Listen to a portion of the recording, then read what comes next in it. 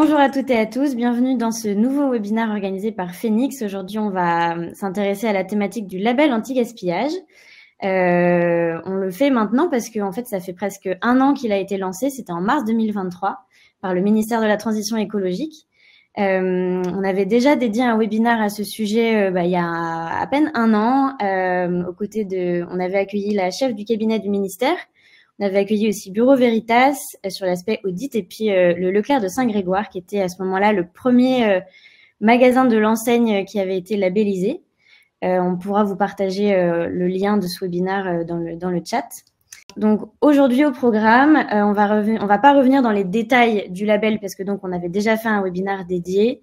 Par contre, on va faire une présentation assez rapide des éléments à retenir, donc les objectifs, les critères et puis les étapes de labellisation. On fera un premier bilan de cette année qui s'est écoulée sur ce label et puis surtout, et c'est sans doute pour ça que vous êtes là aujourd'hui, on vous partagera nos bonnes pratiques pour maximiser vos chances de labellisation. Et pour ça, on a 2 expertes autour de cette table, Charlotte et Clémence qui se présenteront juste après. Et puis on a aussi Léa avec moi qui sera là pour répondre à vos questions dans le chat et puis sélectionner celles pour lesquelles on prendra vraiment le temps de répondre à la fin. Donc n'hésitez pas à vous poser vos questions dans le chat, on prendra vraiment le temps de les lire et de répondre le plus possible à la fin. Donc comme je le disais, on a Charlotte et Clémence avec nous aujourd'hui. Je vous laisse peut-être vous présenter. Oui, eh bien bonjour, moi je suis Clémence et je suis coach anti-gaspi. Ma mission chez Phoenix, c'est d'aider les magasins à revaloriser leurs invendus. Et depuis l'an dernier, j'accompagne 8 magasins sur l'obtention du label anti-gaspillage alimentaire.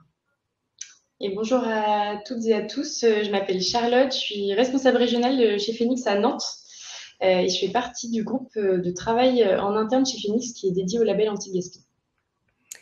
Merci. Peut-être Charlotte, est-ce que tu peux nous rappeler un peu qui est Phoenix ? Oui, donc Phoenix, c'est une entreprise qui a 10 ans cette année et qui est partie du constat suivant que si on réduisait le gaspillage alimentaire, on parviendrait à nourrir toutes les personnes en situation de précarité sur le territoire.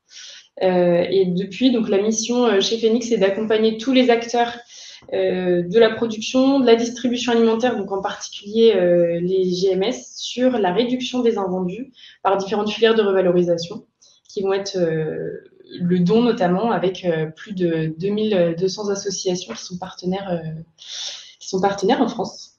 Et donc si on doit retenir un chiffre clé, c'est 37 000 tonnes de déchets que l'on revalorise par an avec l'ensemble de nos partenaires. Donc parmi nos clients chez Phoenix, on compte plus de 1500 magasins qui nous font confiance, on en reconnaît certains parmi vous. Donc on travaille avec toutes les enseignes et sur tout le territoire français. Merci Charlotte. On va pouvoir passer au cœur du sujet, donc le label. Comme je vous le disais, on va essayer de passer assez vite. Peut-être déjà, Charlotte et Clémence, vous pouvez nous présenter un peu dans les grandes lignes ce label, quels sont les objectifs et à qui ça s'adresse ? Effectivement, c'est un label donc national délivré par le ministère de la Transition écologique. Il a été créé il y a quasiment 1 an. Il a été sorti en mars 2023 et il a été construit avec les acteurs de la grande distribution, donc des magasins, des associations, l'ADEME, des organismes certificateurs et puis des experts sur la valorisation des invendus. Donc Phoenix faisait partie du groupe de travail initial. Ce label, il va venir récompenser tous les efforts qui sont faits en faveur de la réduction du gaspillage alimentaire et on va le mettre en avant auprès des consommateurs.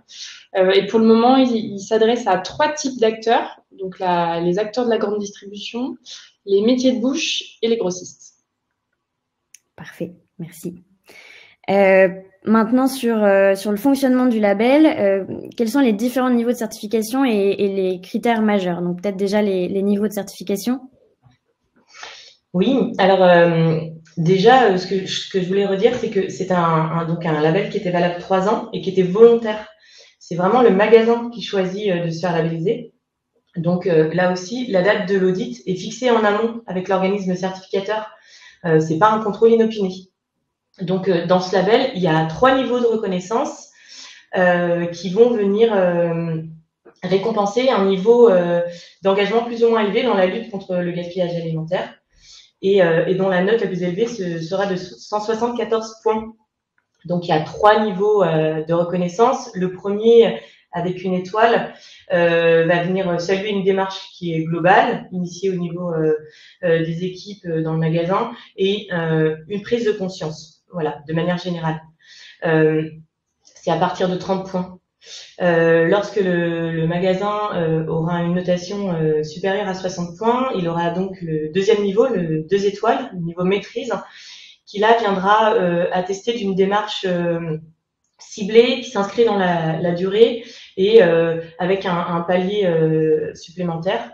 Et enfin, au-delà de 90 points, le magasin aura un niveau exemplaire parce que il aura démontré une démarche systématique, complète et pérenne sur tous les leviers de revalorisation de ses invendus, enfin de sa casse. Et il y aura également une mention spéciale prévue pour les magasins qui atteindront un palier supérieur à 120 points. Alors, qu'est-ce qu'on peut dire sur ce label? Déjà, il y a 2 incontournables parce que ce sont des critères qui vont être soit pondérés, soit parce qu'ils vont requérir un niveau de contrôle assez poussé de la part des auditeurs. Il s'agit du don aux associations, qui va être une priorité dans le contexte de la loi AGEC sur justement l'enjeu de réduire le gaspillage alimentaire. Donc toute la partie sur le don aux associations va être contrôlée, notamment la partie vérification réglementaire. Et il y a aussi un critère qui va être très incontournable, ça va être le taux de casse-nette du magasin ou encore son taux de gaspillage alimentaire. Et là, il va vraiment falloir démontrer de ne pas dépasser un certain seuil, sinon ça va être pénalisant pour l'obtention d'une bonne note au label. Ça marche. Et sur les critères, peut-être, est-ce que tu peux nous en dire un ou deux mots? Oui, plus globalement, le critère va donc s'appuyer sur 17 critères qui sont composés dans 3 domaines d'action qui vont s'interroger sur tout le cycle de vie du produit. Il va y avoir du coup le domaine 1 qui est la gestion des commandes et des approvisionnements du magasin. Le second domaine d'action va être sur la gestion de la commercialisation au niveau du point de vente. Et le dernier domaine, le troisième domaine, va être sur la gestion des invendus et justement ce don fait aux associations. Voilà. Et il y aura également un domaine plus transversal qui va s'interroger justement à ces taux de casse présentés par le magasin, où là, les auditeurs vont venir vérifier la cohérence de ces chiffres et regarder de façon, avec du recul, si les équipes sont capables aujourd'hui de prendre ce recul nécessaire sur le pilotage de leur taux de gaspillage alimentaire et sur leurs indicateurs d'une manière générale. Ok. Et effectivement, il y a des critères qui sont un peu, qu'on retrouve à plusieurs endroits, notamment la sensibilisation et la formation des équipes. Tout à fait. Il y a des critères qui vont être transverses et qui vont se retrouver dans les différents domaines d'action. Donc, tu viens de les citer. Il va y avoir un accent très fort sur la sensibilisation des équipes au niveau de tout le cycle de vie du produit et sur la recherche permanente et continue de pratiques innovantes dans la lutte contre le gaspillage alimentaire. Ça marche, merci. Sur le process de labellisation, Charlotte, est-ce que tu peux nous expliquer un petit peu comment ça se passe? Alors, la labellisation, elle se fait en 3 étapes. Donc, on a une première phase qui est la phase de candidature.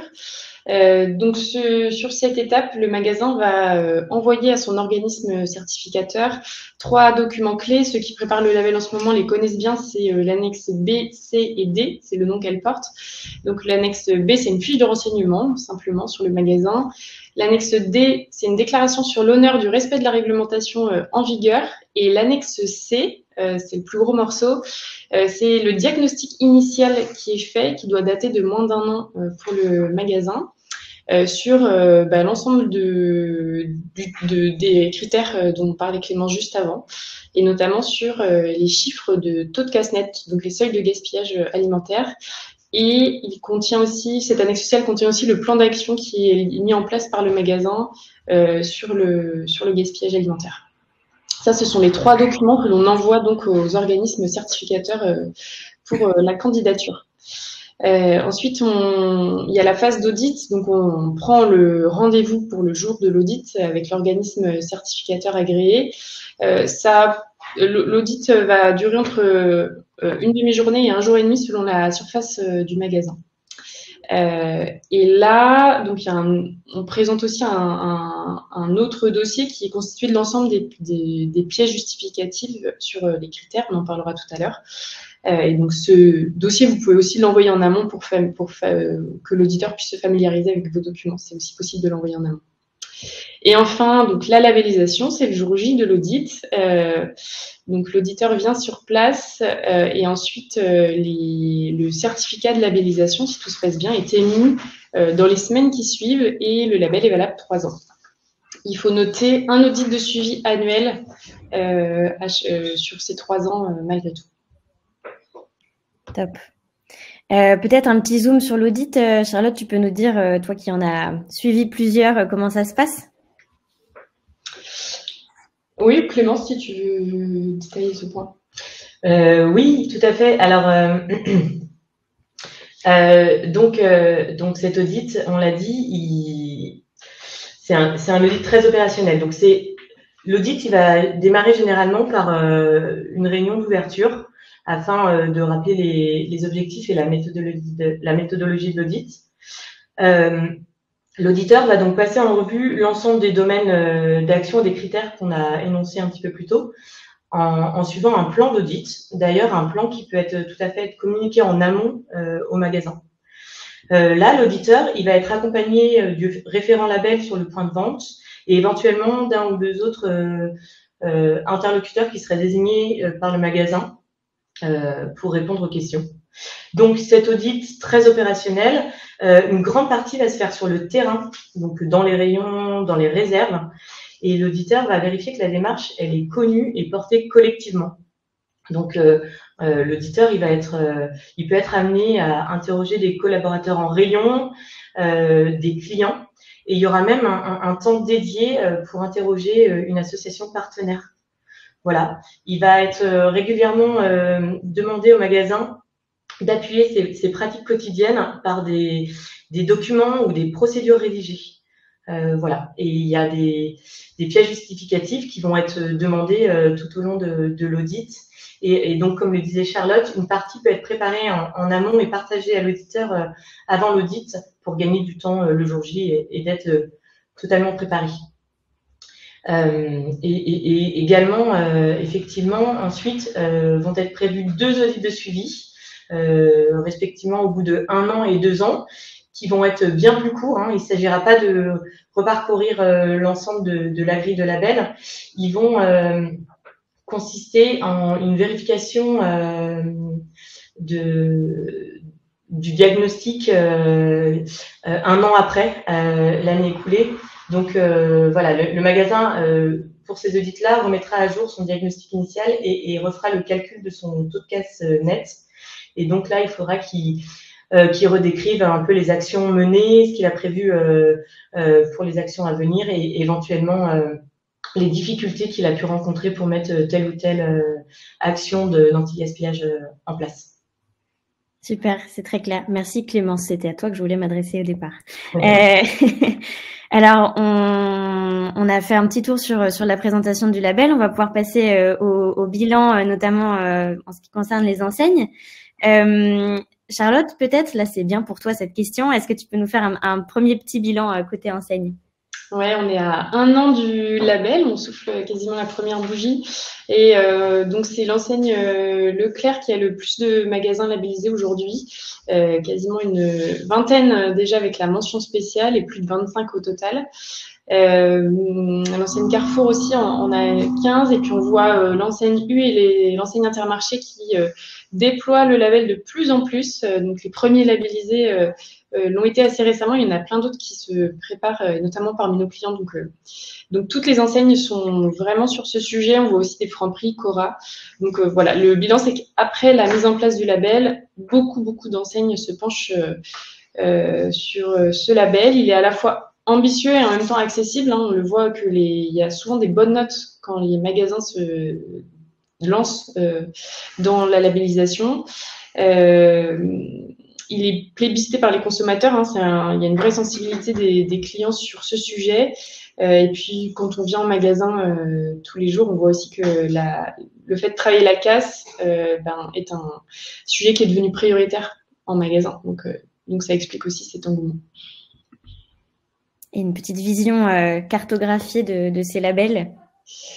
Ouais, on voit on a beaucoup aujourd'hui dans le nord et dans l'ouest de la France, et puis que ça se diffuse un peu partout sur tout le territoire. Ceux qui sont encerclés de rouge, c'est ceux qui ont été accompagnés par Phoenix.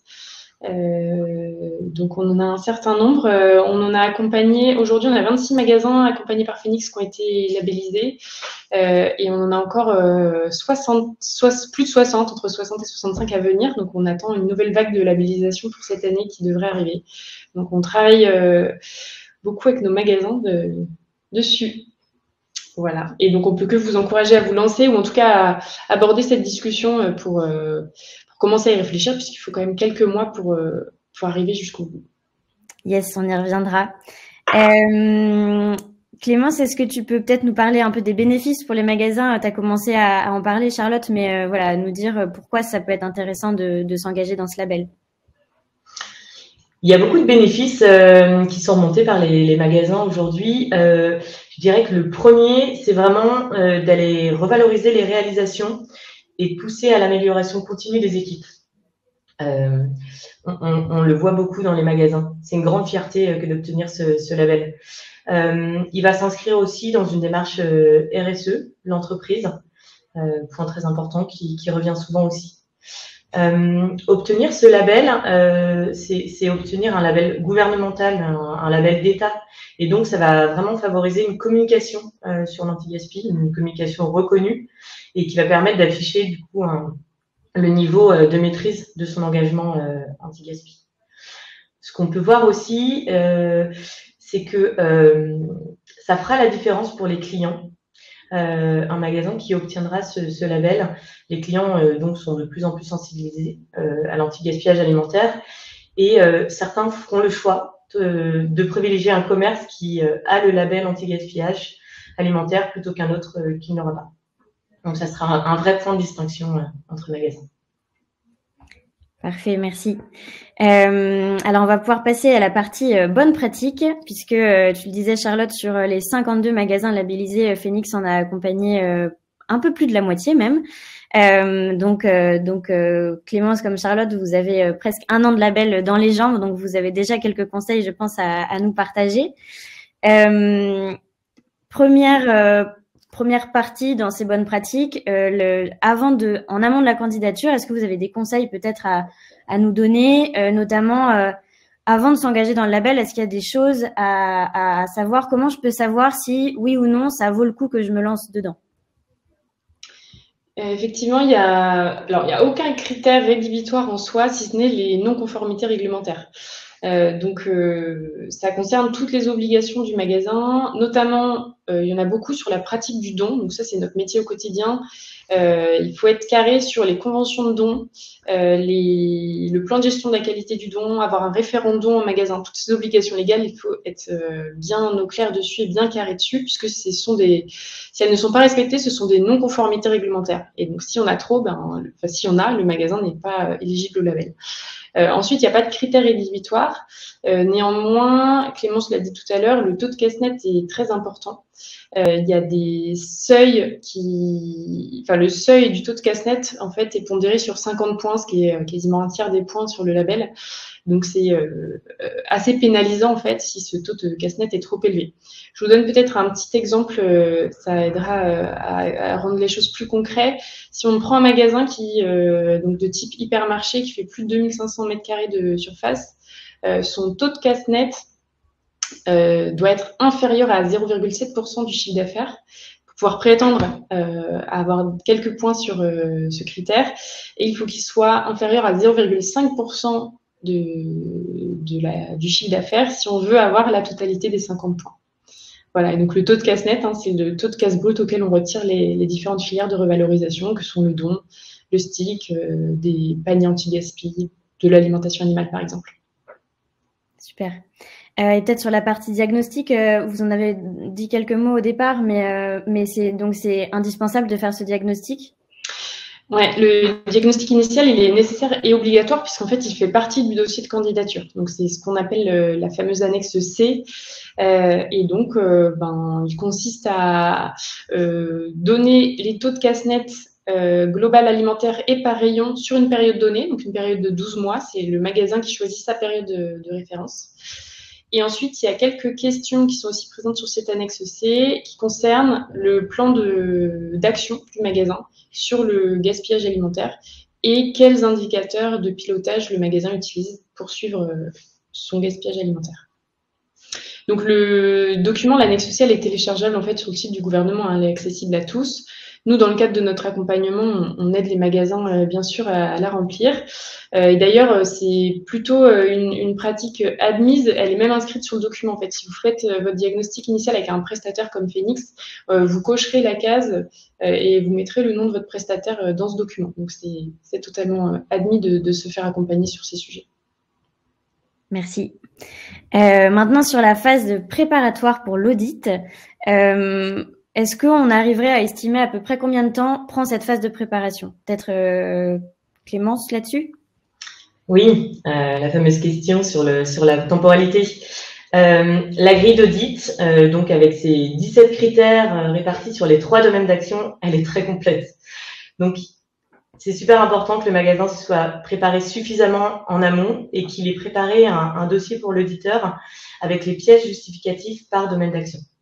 Donc, le temps de préparation, en fait, il va dépendre du niveau d'engagement du magasin sur sa démarche anti-gaspi. Donc, ce niveau qu'on a vu qui est mis en évidence par le diagnostic initial et aussi en fonction de l'existence de justificatives qui vont venir étayer toutes les pratiques déployées dans le magasin.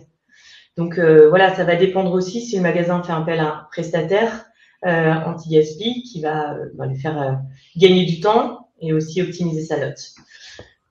Donc, s'il fallait donner une fourchette, je dirais que pour les magasins dont la démarche est bien en place et qui sont donc accompagnés dans la préparation de l'audit, il faut compter environ 6 mois. Et ça peut aller jusqu'à 1 an pour les magasins en autonomie et s'il y a besoin de mettre en place de nouveaux leviers de revalorisation ou d'optimiser les pratiques internes.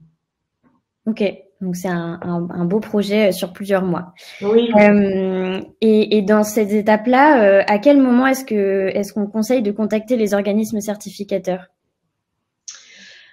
Bon, alors, il ne faut pas attendre le dernier moment, c'est sûr. Les organismes certificateurs sont réactifs sur les délais.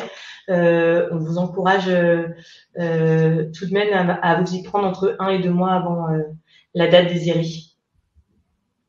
Voilà. Et puis, d'un côté très pragmatique, il faut bien réfléchir à la date la plus adéquate pour vous, parce que en général, le service qualité qui pourrait être en charge de la préparation du label est souvent très sollicité sur d'autres audits.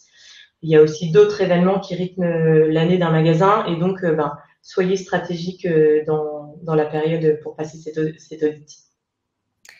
C'est bien noté. Merci Clémence. Peut-être un petit point sur les pièces justificatives, Charlotte?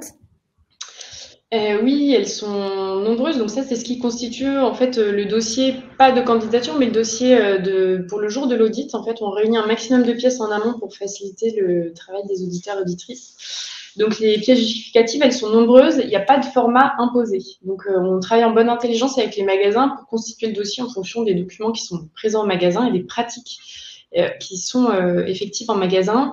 Et là, on va venir aider les magasins. Souvent, il y a des bonnes pratiques qui sont bien en place sur le carrelage avec les équipes.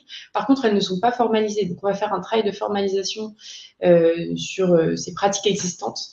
Et puis, donc, je pense par exemple à des procédures sur la traçabilité de la casse, sur la gestion des commandes, sur la commercialisation, ou alors sur les invendus. Et puis, ça peut être aussi, si je vous donne un exemple, un des premiers critères de la grille, ça concerne le suivi des indicateurs de gaspillage alimentaire et le pilotage. Donc là, par exemple, on a des magasins qui, eux, font des reportings mensuels ou même à la semaine avec les indicateurs de pilotage de leur casse, de leurs différentes filières de revalorisation et le diffusent à leurs collaborateurs. Donc ça, typiquement, ces reportings mensuels que nous, on peut fournir aussi dans le cadre de notre accompagnement, ce sont des pièces justificatives. Et donc, pour chacun des critères, on va décliner comme ça différentes pièces. Et puis, si vous avez effectivement des partenaires comme Phoenix sur le don ou sur d'autres services, on est en mesure, nous, de fournir aussi des pièces justificatives de notre côté pour venir compléter tout ce dossier. Super, merci. Clémence, peut-être un petit point sur les équipes. On en a parlé régulièrement depuis le début du webinaire. À quel point c'est important qu'elles soient impliquées dans le process? Oui, ça revient très souvent. Encore une fois, ce label, il vient revaloriser des pratiques pérennes et systématiques dans l'ensemble du magasin. Donc, il ne s'agit pas simplement pour le référent label de venir justifier des pratiques. Il faut vraiment que tout le monde puisse les porter, les pratiquer au quotidien et pouvoir y répondre. Ça marche. Merci beaucoup. Et dans la même veine un peu de la question, qu'est-ce qu'on entend par sensibiliser les clients au gaspillage alimentaire? Alors, effectivement, c'est un des critères de la grille officielle du label, la sensibilisation des clients au gaspillage alimentaire. Ça va être, en fait, le magasin doit aussi faire une sensibilisation du consommateur sur lui, son gaspillage. Et donc, concrètement, ça va se traduire par des affiches en magasin ou des posts sur les réseaux sociaux. Et on a vu, par exemple, des magasins qui communiquent sur le fait de ne pas se débarrasser d'un produit frais en dehors des rayons équipés d'un frigo en magasin parce que ça, c'est une rupture de la chaîne du froid, donc ça part à la poubelle. On a vu des magasins communiquer sur les fruits et légumes, de ne pas bouder par exemple une banane qui peut avoir une tache un petit peu noire, ne pas bouder des produits qui ont une date proche mais qui sont encore consommables. De pas trop palper les fruits et légumes parce que ça les abîme et ça crée du gaspillage. Donc c'est toutes ces petites bonnes pratiques en fait de sensibilisation qui sont récompensées dans le label. Très clair. Petite question un peu précise, mais que peut-être beaucoup de magasins se posent. Comment ça fonctionne pour les drives? Effectivement, c'est une question qu'on nous pose souvent. Donc le drive est comptabilisé dans le label si c'est la même entité juridique. Donc il faut que le sirène du drive soit identique à celui du magasin. Et donc à ce moment-là, on va intégrer les données du drive dans le calcul du taux de casse-net.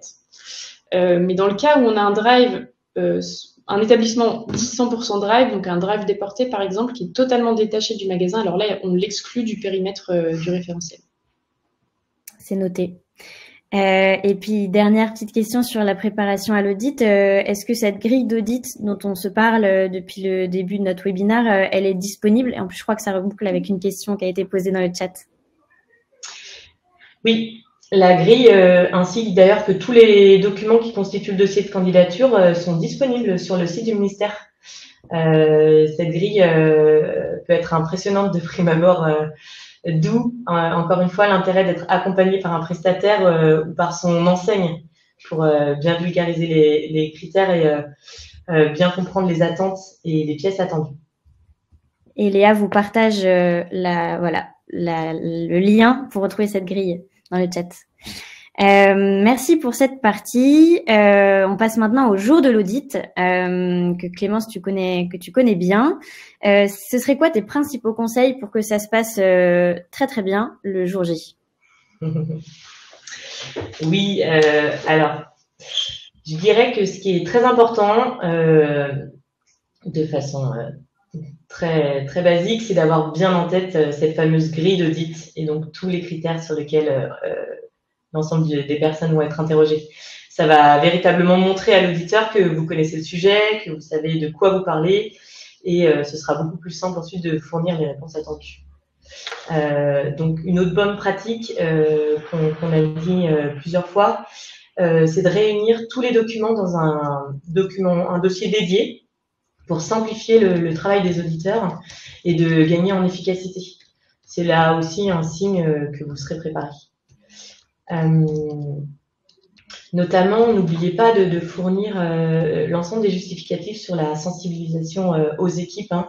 On le dit et ça va être vraiment vérifié dans cet enjeu de former collectivement et régulièrement le personnel, surtout les nouveaux arrivés. Il est important de garder, par exemple, vos fichiers d'émargement ou tous les justificatifs des formations que vous pouvez mener. Qu'est-ce que je dirais d'autre important? Voilà, porter collectivement cette démarche le jour de l'audit, c'est pas simplement le référent label qui va porter toute la vérification de ces critères. Il faut que cette démarche elle soit collective même le jour de l'audit. Et donc on recommande qu'il y ait cette réunion d'ouverture en présence de la direction qui justement initie et qui pousse cet audit, et puis que l'ensemble des équipes se rendent disponibles pour répondre aux questions éventuelles. Voilà. Donc, encore une fois, préparer également les associations et les partenaires qui pourront être interrogés. Donc, ne pas hésiter à les inclure hein, dans cette démarche d'audit et de les informer qu'ils pourront être interrogés et leur expliquer en quoi ça compte. Voilà. Très bien. Merci Clémence.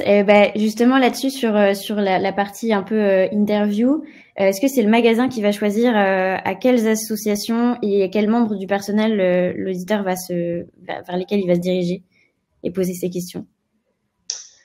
Je crois qu'il n'y a pas de règle établie. C'est fait en bonne intelligence avec le magasin. Donc ce qu'on a vu là sur les audits qu'on a accompagnés, c'est en général l'association qui va passer faire sa collecte le jour de l'audit qui pourra être interrogée puisqu'elle est présente physiquement sur le point de vente. Mais elle peut très bien aussi être interrogée par téléphone ainsi qu'une autre association qui passe un autre jour de la semaine. Tout est possible. Ça marche. Merci beaucoup. Je crois qu'on a fait le tour de toutes ces bonnes pratiques. Peut-être pour finir, Charlotte, est-ce que tu peux nous parler de l'accompagnement Phoenix? On a dit plusieurs fois que effectivement ça pouvait aider de se faire accompagner pour l'obtention du label. Est-ce que tu peux nous présenter un petit peu ce que Phoenix propose? Oui, donc on est partie prenante du label depuis le début puisqu'on a participé à sa création avec le ministère. Et on accompagne nos magasins au quotidien sur leur démarche anti-gaspi. Donc, c'était assez naturel pour nous de se positionner sur un accompagnement au label et de venir concrétiser les efforts des magasins qui sont faits dans ce sens. Surtout que ce sont des magasins en général qu'on connaît bien, qui nous font confiance et qu'on voit très régulièrement sur le terrain. Donc, sur la partie label, on va démarrer par un diagnostic initial qui est demandé dans le dossier de candidature. Donc on va faire sur le carrelage, comme on dit, avec les magasins. Donc on va venir interroger toutes les parties prenantes sur le terrain directement. On va ensuite venir faire une restitution de ce diagnostic initial et déployer un plan d'action avec des actions correctives pour améliorer encore les points à obtenir. Ensuite, on va aider à la constitution du dossier d'audit, donc réunir l'ensemble des pièces justificatives pour que tout soit carré pour le jour de l'audit. On va venir faire de la formation aux équipes aussi, si nécessaire, puisque ça fait partie du référentiel. Et on va venir coacher tout le monde pour être fin prêt pour le jour J. Donc, si parmi vous, certains sont déjà clients, c'est votre chargé de projet qui va pouvoir démarrer le projet avec vous et vous accompagner. Et sinon, il y aura nos contacts ensuite si vous avez besoin d'en discuter avec nous. Merci beaucoup, Charlotte, et merci à toutes les deux pour tous ces conseils partagés pendant ce webinaire. On arrive à la fin de notre présentation, donc n'hésitez pas à poser vos questions. Il y en a quelques-unes déjà, on va prendre le temps d'y répondre, et en plus on est bien dans le timing, donc merci à toutes les deux.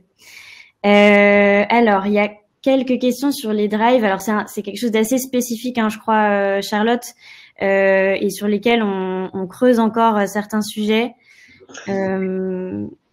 Effectivement, effectivement, sur les drives, ça va dépendre donc de l'entité juridique, effectivement, du drive, si elle est différente ou pas de celle du magasin.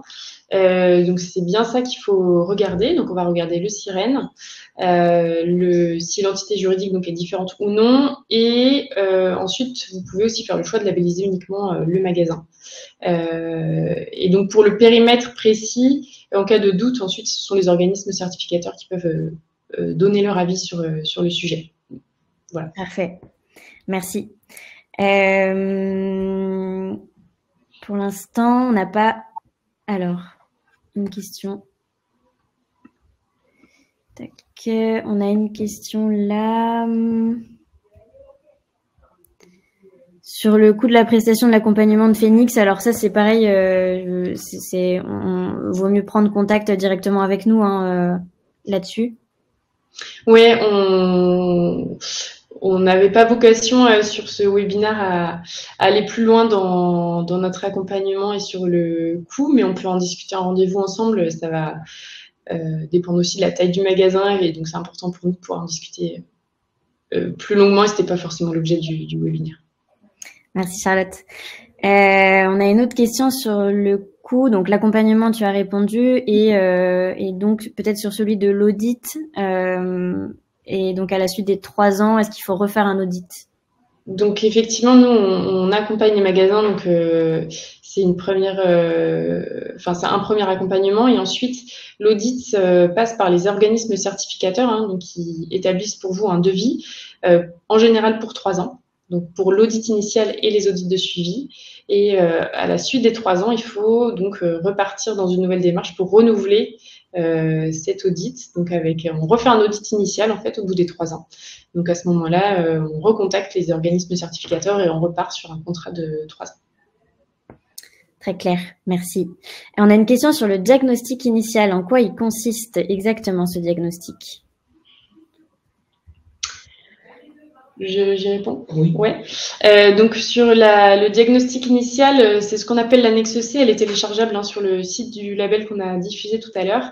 Il s'agit d'extraire et de calculer votre taux de casse-net global alimentaire et par grande typologie de rayons. Donc sur une année de référence de 12 mois. Ça, c'est pour les seuils du gaspillage alimentaire. Et ensuite, il consiste à répondre à plusieurs questions sur le plan d'action du magasin anti-gaspi et le pilotage des indicateurs de suivi.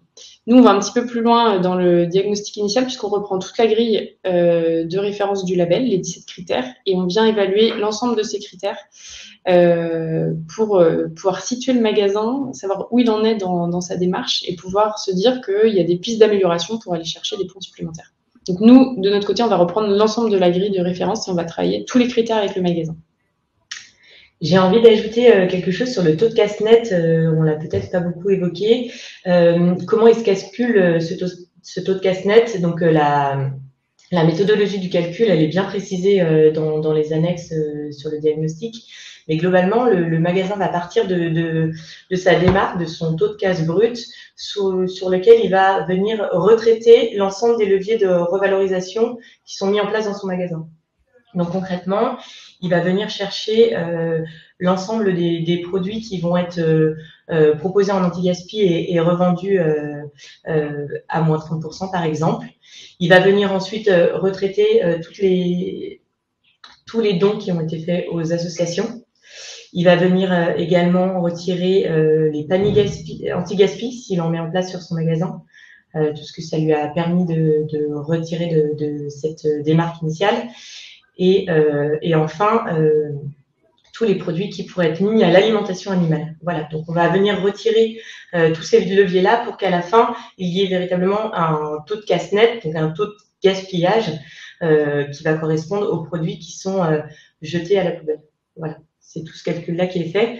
Et ce qui est important de faire, au-delà de simplement éditer les chiffres, ça va être de bien documenter les tendances rayon par rayon sur ces taux annoncés et de bien préciser aussi la méthodologie qui est utilisée si on en vient à faire des estimations sur des données qui seraient pas disponibles. Je pense notamment à l'alimentation animale.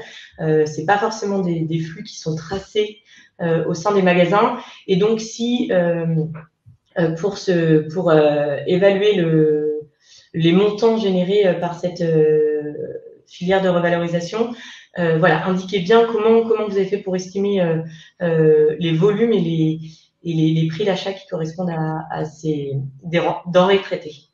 Voilà. Merci pour cette précision, Clémence. On a une autre question sur le diagnostic. Une précision, est-ce que c'est bien aux magasins de réaliser ce diagnostic, même s'il est accompagné ou pas d'ailleurs? C'est bien à lui de le faire. Oui. Oui, ça fait partie du dossier de candidature. Parfait, merci. On a une question de Franck qui demande si on a remarqué un lien entre la labellisation et la baisse de la démarque. Oui, c'est une question intéressante. Effectivement, c'est en fait le label, au-delà d'un macaron, d'une récompense sur la vitrine, c'est en fait un outil formidable de travail de fond sur le sujet de la casse. C'est un sujet qu'on voit qui est de plus en plus prioritaire chez nos magasins. Tous les jours, on l'entend sur le terrain.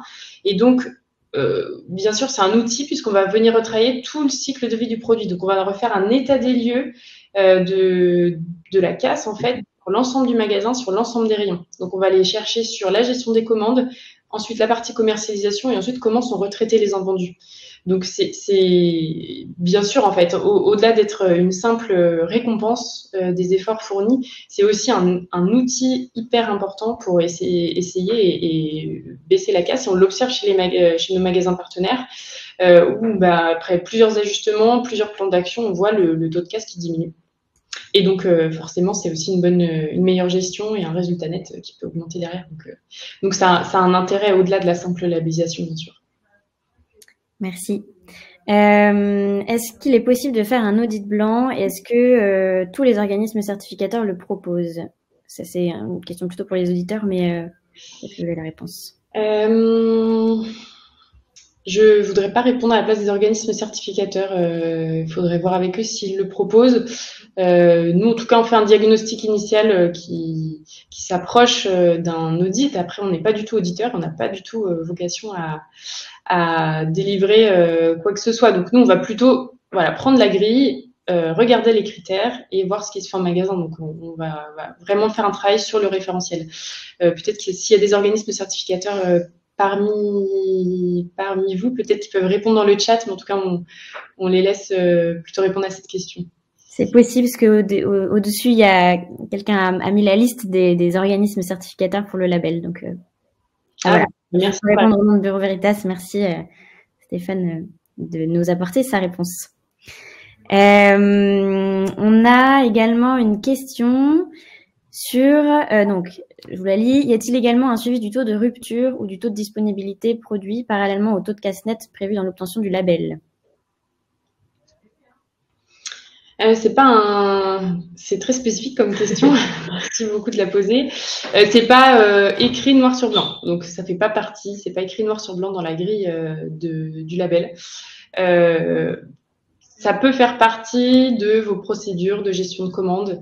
Certains travaillent avec des outils de proposition de commande automatique, donc où ces indicateurs sont suivis. Donc ça fait partie d'une procédure générale sur la gestion des commandes, mais ça sera spécifique à la pratique de votre magasin. En tout cas, c'est pas écrit noir sur blanc dans la grille de référence du label. Il n'y a pas de critères dédiés là-dessus. Et dans le calcul du taux de casse net, il n'y a pas non plus des critères qui apparaissent. On ne parle pas de taux de disponibilité et de taux de rupture pour faire ces calculs.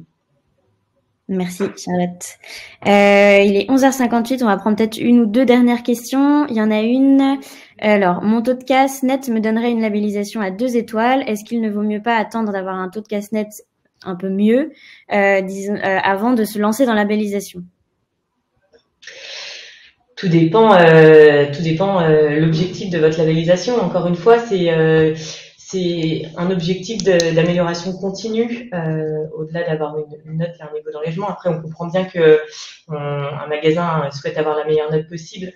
C'est pas le taux de casse net qui va donner le niveau global de labellisation, c'est bien l'ensemble des critères qui vont être évalués. Alors peut-être que derrière cette question, il y a le seuil du taux de casse qui est important et donc qui ferait qu'il n'y ait pas les 50 points atteints sur ce critère précisément.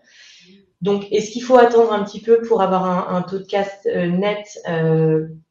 Eh bien, oui et non. Déjà, la période d'audit va être sur 1 an. Donc, il faut voir, est-ce que vous êtes prêt à attendre 1 an ou est-ce qu'au contraire, vous allez annoncer dans vos actions mises en place que depuis une période de temps récente, vous avez justement mis un levier de revalorisation supplémentaire pour diminuer ce taux de casse net, typiquement le don aux animaux, qui pourrait venir appuyer encore les produits et les détourner des bacs biodéchets vers des animaux, l'alimentation animale. Donc, voilà, vous pouvez simplement dire que vous êtes en train de le mettre en pratique. Ça sera aussi pondéré dans les notes et ça comptera dans la prise en compte de la maturité de la démarche. Et pour rebondir sur ce que dit Clémence, on a eu des magasins qui n'avaient pas la totalité des 50 points sur ce critère, qui avaient un taux de casse net supérieur à 0,25, qui est le seuil pour avoir 50 points pour les grands magasins. Et on a eu des mentions, des 3 étoiles avec mention aussi, parce que le plan d'action derrière était très solide, tous les autres critères étaient remplis. Donc c'est pas parce qu'on n'a pas tous les points sur ce critère qu'on n'a pas 3 étoiles avec mention. Très clair. Merci à toutes les deux. Il y avait une question dans la partie questions du chat que je n'avais pas vue, justement sur ces seuils du taux de casse net. Alors ça, ils sont trouvables, je crois, ces seuils. Ouais, pareil, c'est sur le site du gouvernement, donc vous pouvez télécharger plusieurs documents et donc il y a notamment un document qui s'appelle référentiel critères de labellisation ou un autre qui s'appelle plan de contrôle. Il y a même la grille d'audit et d'auto-évaluation qui est présente sur le site et sur chaque fois sur ces documents, vous retrouvez les seuils par surface de vente. Super. Merci beaucoup. Il est 12h01. Il va être l'heure de se quitter. Merci beaucoup à toutes les deux pour toutes ces infos. On a appris beaucoup de choses, je pense, ce matin. Je mets le contact ici si jamais vous souhaitez en savoir plus ou prendre rendez-vous avec nous. On a été ravis de parler de ce sujet sur lequel on travaille beaucoup depuis même plus d'1 an puisque, comme vous l'avez rappelé au départ, on a été partie prenante dans la création de ce label. Merci encore à toutes les deux. Merci à Léa qui était aussi avec nous. Et puis bonne journée à tout le monde et à bientôt. Merci beaucoup. Merci. À bientôt. Au revoir.